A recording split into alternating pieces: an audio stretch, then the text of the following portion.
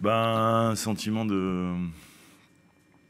Un bon sentiment. Quand on gagne, moi, je suis toujours satisfait. Après, bien sûr que je pense qu'on aurait pu faire mieux, on aurait pu faire plus. Mais bon, globalement, on avait fait une bonne bonne 20 premières minutes, une entame. Et dans ce moment fort, on a marqué logiquement ce but. Et c'est vrai qu'après, on s'est mis un petit peu à la faute. On n'a été pas très juste techniquement. On a perdu des ballons. On n'était pas assez coordonné dans le pressing. On voulait aller chercher haut, notamment sur leurs trois défenseurs centraux. Et c'est vrai qu'on a senti qu'il manquait un petit peu de... on n'était pas dans les bons tempos, souvent entre deux. Donc,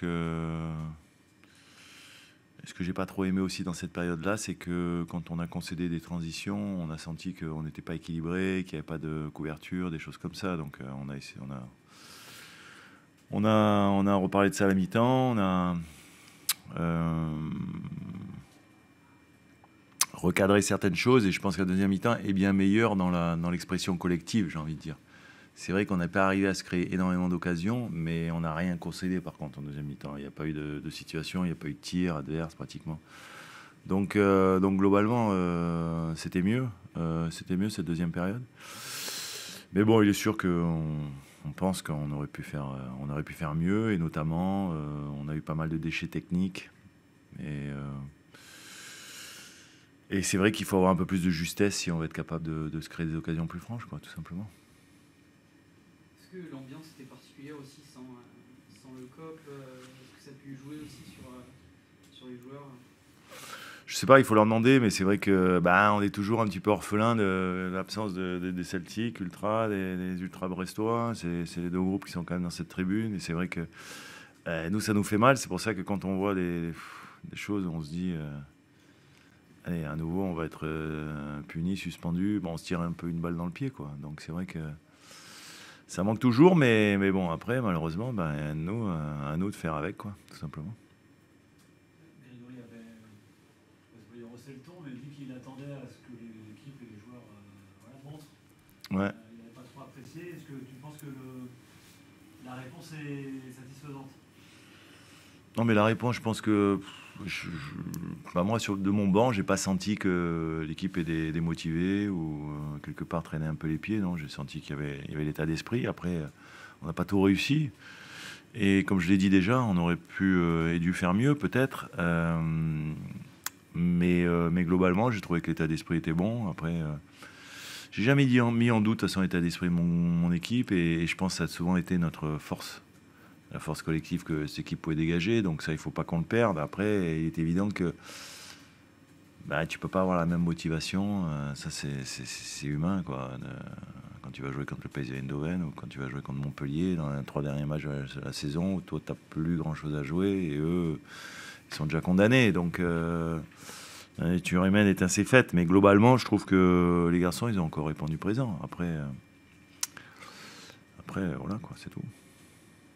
Ça veut dire que tu partages pas tant que ça le point de vue de Greg, puisqu'il a quand même fustigé certains comportements dans sa sortie. Moi, je parle du match qui vient de se dérouler, là. Ok, et alors, est-ce que tu partages son analyse sur les dernières semaines de certains comportements Ouais, oui, non, parce que c'est vrai qu'à Saint-Etienne, forcément, c'est un match qu'on doit gagner. C'est un match où effectivement, peut-être qu'on a eu des lacunes, on a eu des absences. Peut-être qu'à un moment donné, effectivement, c'est vu peut-être un peu trop beau. Et qu'on a été négligent, c'est possible. À Marseille, je trouve dans le contenu, on y était. Je rappelle, Marseille, quand même, enfin, je vais pas le dire 100 fois, mais bon, quand tu concèdes 0,89 XG ou 92 XG, c'est-à-dire même pas un but et que tu en prends 4, quand même, c'est alors. Peut-être, effectivement, il y a des. À un moment donné, et ça je l'ai dit aussi à l'équipe, quand tu prends beaucoup de buts, c'est que peut-être il y a un manque d'investissement défensif, on est un peu trop loin des adversaires, voilà, il manque ce petit truc en plus, donc voilà, c'est certainement ce que Greg a voulu mettre. Il a voulu accentuer, et ça, il a certainement raison. Donc il y a une prise de conscience collective aussi par rapport à ça. Donc mais aujourd'hui, j'ai senti en tous les cas un de mes objectifs du match, l'objectif majeur du match, c'était qu'on retrouve une stabilité défensive, et j'allais dire une efficacité défensive. Bon, ben, le contrat est rempli quand même. Et j'avais dit que si on prenait pas de but, on allait gagner le match. Donc, je suis visionnaire, quoi. C'est incroyable. On a vu Bradley s'échauffer aussi longtemps. On peut peut-être s'attendre à le voir quelques minutes, ou est-ce que c'était prévu qu'il ne rentre pas? pas, ou le scénario, ce 1-0, a fait aussi qu'il... Bon, c'était pas prévu en fait que je fasse rentrer. C'était important qu'il revienne dans le groupe. Il est très proche de pouvoir rejouer. J'ai quand même envie qu'il ait encore une semaine de préparation. Là, on l'a fait chauffer à un moment donné parce que Massadio a pris un coup et on ne savait pas trop comment ça allait se passer. Donc, on aurait peut-être précipité sa rentrée. Et on l'aurait fait parce que je pense qu'aujourd'hui, même s'il n'est pas à 100%, il n'est pas loin, je dis. Donc, mais bon, on ne veut pas le mettre en difficulté non plus. Mais en même temps, on a envie de préparer la saison prochaine. Donc certainement qu'on le reverra sur les terrains sur les 2 derniers matchs. Il aurait pu jouer 70 minutes s'il avait dû remplacer Massadio. Je pense que ça aurait été difficile. Mais bon, on aurait commencé comme ça et puis on aurait fini avec Luc peut-être.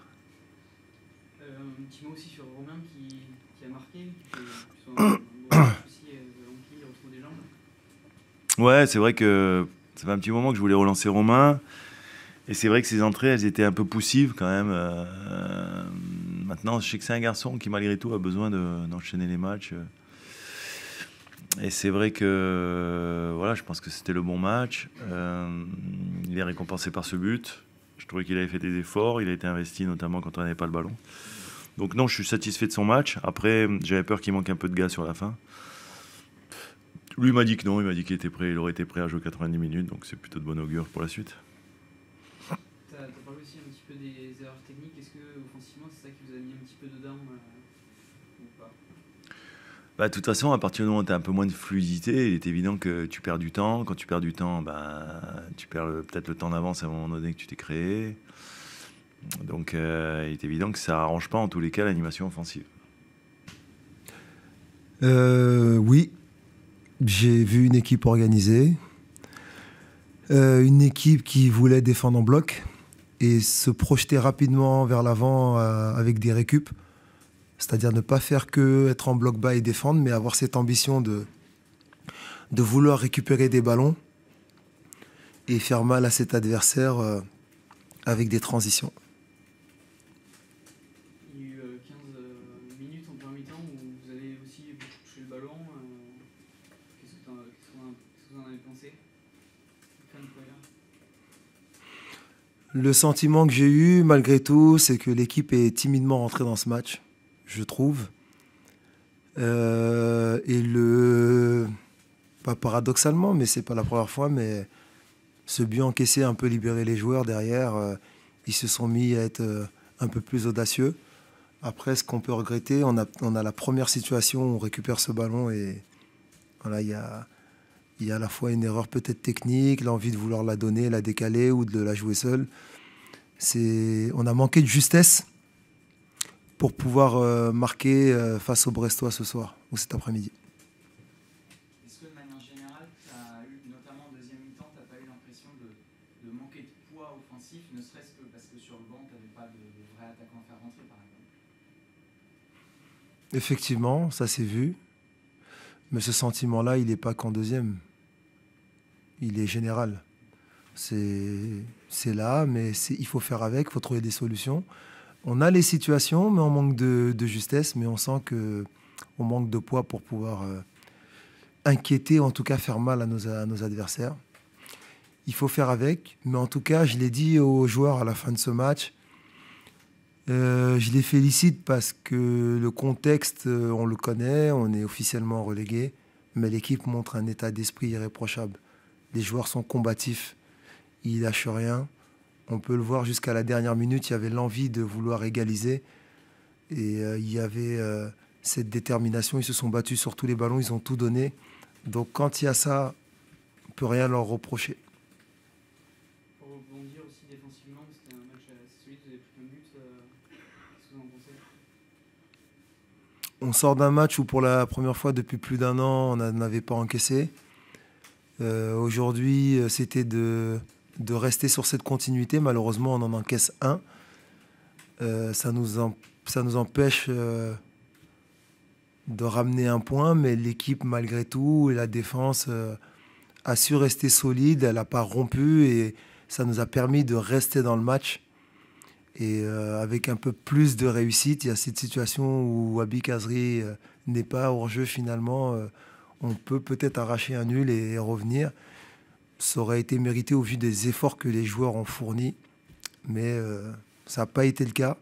Mais il y a des choses à conserver dans le contenu. Et honnêtement, l'équipe a un très bon état d'esprit. On vous a vu sur certaines phases essayer, réussir même à repartir de derrière sur un jeu posé et pas toujours mettre des ballons directs, j'allais dire. Est-ce que c'est une preuve d'une certaine sérénité qui est de retour derrière? On sait que cette défense elle a beaucoup souffert cette saison. Bien évidemment, hein, moi j'estime que sur un 6 mètres, c'est une occasion d'aller marquer un but. Certes, on est loin, mais aujourd'hui, voilà, il y a de la stratégie. Il faut pouvoir surprendre l'adversaire, alterner. Ces temps-ci, on avait joué pas mal de longs ballons où on était venu derrière au deuxième ballon pour se créer des situations. Là, selon comment vient l'adversaire, on a essayé de ressortir un peu plus court. Il y a eu des bonnes séquences avec de la confiance. Je pense que, en règle générale, la confiance est malgré tout revenue chez les joueurs, mais il en manque encore un peu dans l'aspect offensif pour pouvoir faire les choses de manière spontanée. Et il manque cette justesse pour pouvoir faire mal à l'adversaire.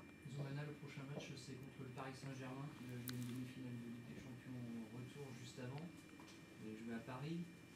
Comment vous sentez cette demi-finale retour pour les Parisiens? Je leur souhaite de pouvoir les recevoir en tant que finalistes de la Ligue des Champions de cette saison en tout cas. Ils sont à mi-parcours. Ils ont fait une bonne partie du chemin en allant gagner Arsenal. Donc on va regarder ça en tant que supporter. Pas seulement parisien, mais supporter de clubs français. Parce que j'estime que quand les clubs français sont en lice sur la scène européenne, on doit être derrière, on doit les soutenir. Parce que ça met aussi en valeur notre championnat. Donc c'est tout ce que je leur souhaite. Et j'espère qu'on les recevra en tant que finalistes le week-end prochain. C'était la première fois, Zoumana, que tu voyais Enzo Chato sur le terrain depuis que tu étais arrivé. Qu'est-ce que tu as pensé de son match? Et tu l'as sorti à la mi-temps, est-ce que c'est par précaution Ouais, c'était prévu. C'était prévu comme ça. J'essaye d'aller par étapes avec lui. Il a montré des choses intéressantes, notamment dans la projection. Après, il prend les entraînements collectifs cette semaine. Donc, il y a pas mal de principes qu'on a mis en place qu'il doit encore intégrer. Mais il a montré des choses intéressantes. Et on ira par étapes avec lui. Mais aujourd'hui, c'est 45 minutes de valider qu'il a très bien fait. Est-ce que cette rencontre, c'est aussi continuer l'apprentissage de cette équipe que vous avez mis en place? Je suis entre l'envie de voir des jeunes joueurs pour préparer l'avenir et donner aussi à des joueurs ce qu'ils méritent selon le travail qu'ils fournissent. Voilà, je ne vais pas blacklister des joueurs sous prétexte qu'ils ne s'inscrivent pas dans l'avenir. Ils s'entraînent bien, ils sont dans le groupe, ils s'entraînent bien, ils participent au match. Voilà, j'essaie de trouver cet équilibre de justesse, entre guillemets, si je peux le dire comme ça. Une question sur le Paris Saint-Germain, où il reste sur 2 défaites. Certains disent que éventuellement ça peut fausser l'équité, le fait qu'ils n'aient plus rien à jouer et que finalement des équipes arrivent à les battre. Vous qui allez avoir un rôle d'arbitre aussi à jouer, par exemple le match à Nantes pour le maintien, est-ce que vous dites que c'est pas leur problème après tout? Comment vous êtes par rapport à ça? Chaque équipe joue 2 fois le Paris Saint-Germain, il y a 6 points à prendre. Chaque équipe a eu la possibilité de prendre les 6 points. Très peu l'ont fait. Après, pourquoi se plaindre? À la même place que Paris aujourd'hui, je pense que 9 équipes sur 10 auraient priorisé la récup pour le match de ce milieu de semaine. Donc, en tout cas, j'essaie d'avoir un avis extérieur sans avoir, en toute objectivité, on va dire. Je pense que 9 équipes sur 10 auraient fait la même chose.